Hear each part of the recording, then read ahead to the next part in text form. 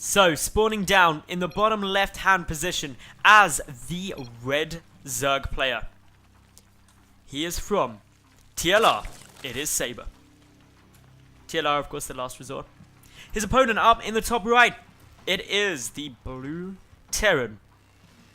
From Carnage, it is Jimmeh, who does a little dance with his SCVs, because that's how he rolls. Dancing SCVs are the best thing ever. Always good times. Now, Overlord coming out. Derelict Watcher, let's talk about this sensibly for a minute. Let's stop procrastinating and making a bit of a fuss about the sort of things which we may or may not be seeing, and think about the serious fact here. This is, as I update the scoreboard, of course, this is 1-0 to Jimmeh.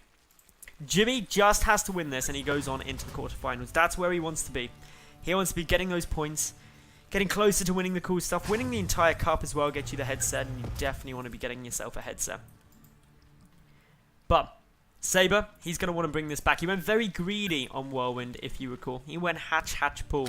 Very risky to do up against Terran. Up against Protoss, if they're going for a gateway expand, hatch, pull is completely fine. It's a really good opening. It's effective, it's strong, and it can definitely get you in an amazing spot. And there's not too much a gateway expanding Protoss can do about it. However, Terran players, as we saw there, they move out with just 4 little Marines, chuck down a bunker, and if the bunker goes down, that's when you're running into some huge problems, and you're definitely not going to want to be dealing with that.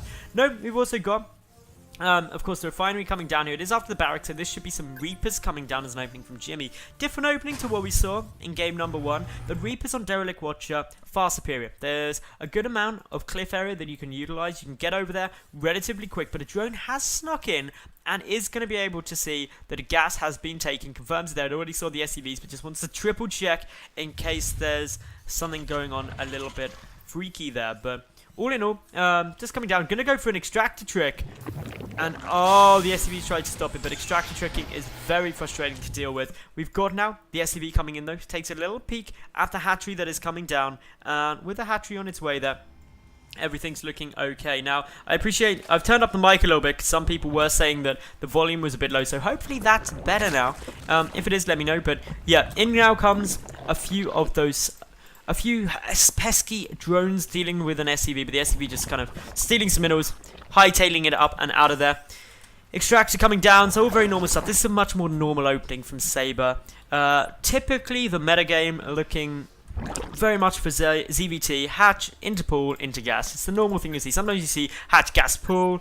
But, yeah, Sabre, playing things safe. He's going to have to deal with the Reaper, though. It is making its way over. And there is a second Reaper coming out, too. And because that second Reaper's coming, that simply means that you're going to be getting a little more aggression. There's no bunker throwing down yet, though.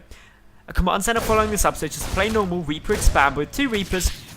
They're going to try and force quite a few Zerglings, and while Reapers may not get drone kills too often, 1 or 2 drone kills would be considered very good. What it does force is a good number of Lings, and if you're forcing out Zerglings, that's effectively keeping your opponent's drone count lower, just because their lava's being spent elsewhere, so that's always good. A follow-up to this, of course, the 2 Reapers, is you just get out 4 Hellions. 4 Hellions plus 2 Reapers, very strong. Good control with this SCV here, just soaking up some of the damage, and now the Zergling count starting to diminish again. We see only a single Zergling down on the field, 4 more force, that's 2 lava, 2 less drones that could have been. The extractor's still up though. I find this really amusing. The Sabre just chilling with his extractor there. And that's actually quite beneficial because he knows that that extractor's there. He can pretty much rule out that it's going to be Banshee, because that would obviously require the 2 gases. He knows the tech's going to be delayed because he should only be on 1 gas. But Jimmeh, he doesn't care. He's got his Reapers down. He's got his Hellions about to start pumping out. So he's just going up to a quick 3rd command center.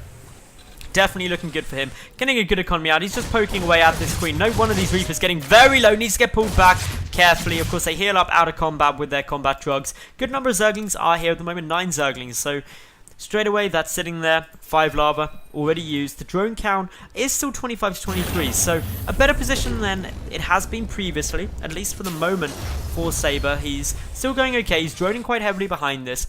Needs to look at taking a 3rd hatchery in about the next minute or so is a good time to do that, unless he's got some kind of 2-base play plan. But just getting down the road to run for the moment, going to be playing it as safe as possible. Knows that, hey, there's probably some aggression coming down here. He hasn't scouted anything for sure yet, but the Hellions and those Reapers are making their way forward. But Speedling's coming in for a counter-attack, and there isn't actually anything here to defend with. This could be really good for Sabre. He's coming in, and look, there's just no wall off. The bunker has nothing in it, and while there are some Hellions coming out, a few SCVs should go down. The Speedlings are going to try and get this around. These Hellions desperately wishing they could go in the bunker.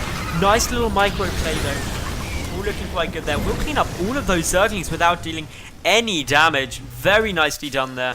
And, well, that was great play from Jimmeh. Unfortunately for Sabre, though, couldn't do more. He is about to go and take his third once he's got enough minerals for it. But these Reapers, these Hellions, may have something to say about it. A lot of Zerglings being forced there. 18 out on the field.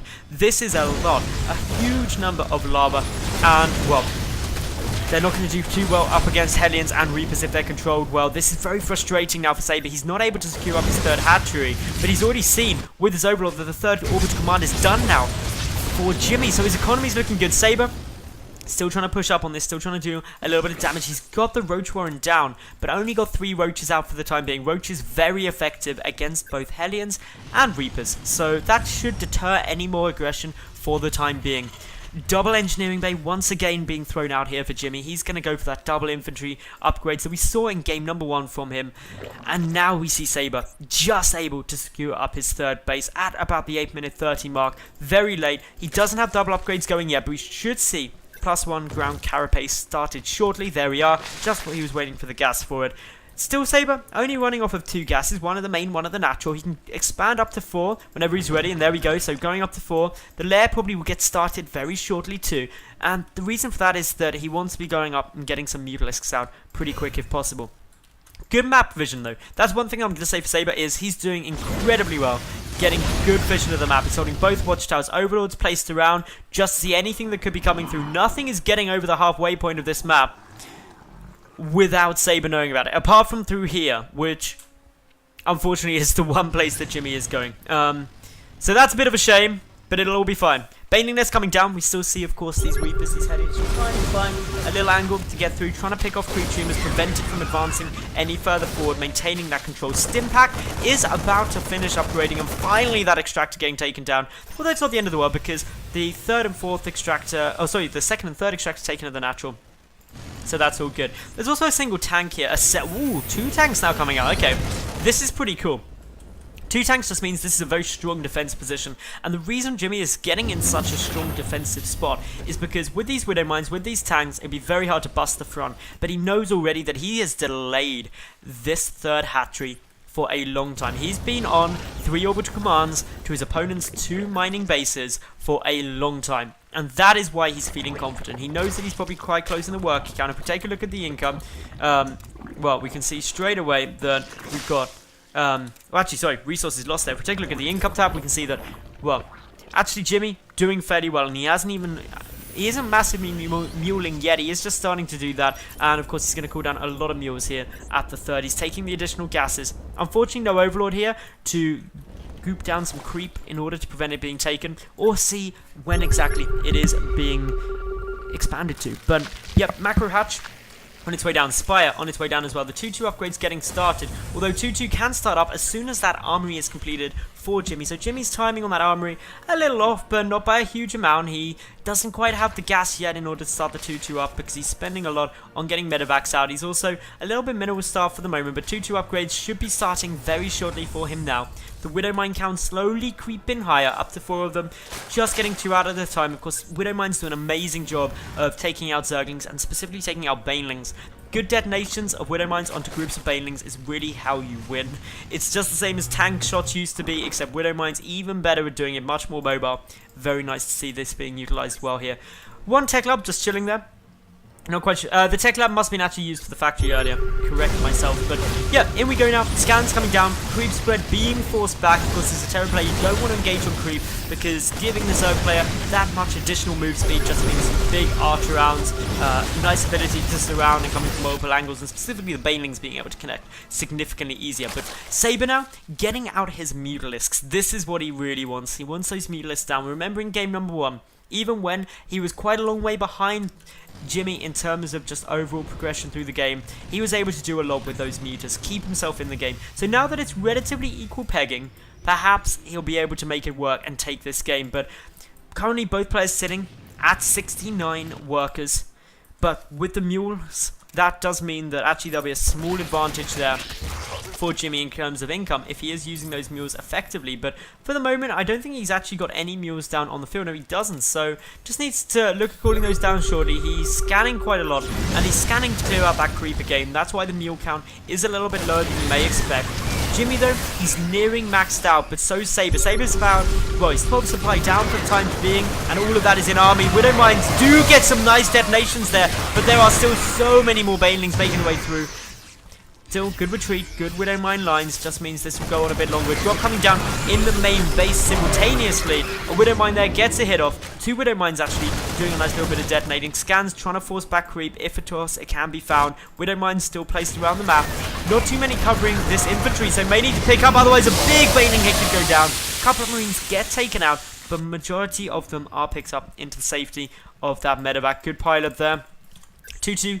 Infantry upgrades are coming down. These Widow Mines are still here. And oh no, the Mutalisks should be able to pick them off. Okay, that's okay. 1 detonation goes down on a Zergling. Good control there, using the Overseer and the Mutalisk just to snipe anything down. The more Widow Mines are trying to come through. Some detonations will go off there. In terms of resources lost, we can see that Jimmeh trading a bit more cost effectively than his opponent, but not hugely. Dropping again down into the main base, only with those few Marines though, so the Mutalisk can come back and clean that out. The Widow Mines were on cooldown, so can happily get taken out pretty easily, but in comes a Doom drop towards the third base. This is Jimmeh just taxing Sabre's multitasking ability. Can he force a mistake out of his opponent? We're seeing just how many Zerglings and Mutalisks on their way over. Will back out of it. The Marines drop just in time. Good transfuses on the Mutalisk. The Mutalisks are going to try and engage up on those medevacs. Great control. Snipes off the medevac that was full. Big damage done there by Sabre. Precisely what he needed. And, well, it's the double drop coming into the main, though, that could now be posing problems. Sabre is not yet reacting to it. Is now pulling back units to come and try and defend it. But this is just opening up different avenues of attack. Jimmeh going everywhere once. The Queen will go down, preventing the injects, but Zerglings have made their way through. Some Widow Mines detonate there, but just more Widow Mines scattered about. We've got the medevac count actually a little bit low, only 3 medevacs, but a 4th command center already down. That should come and float out, get landed and made into a planetary fortress. Good expansion. This really here is just some nice play by Jimmeh, making sure that he's expanding all the time, trying to get down as much as possible, but streams in forward with a couple of units. These Widow Mine lines just going back, spreading on.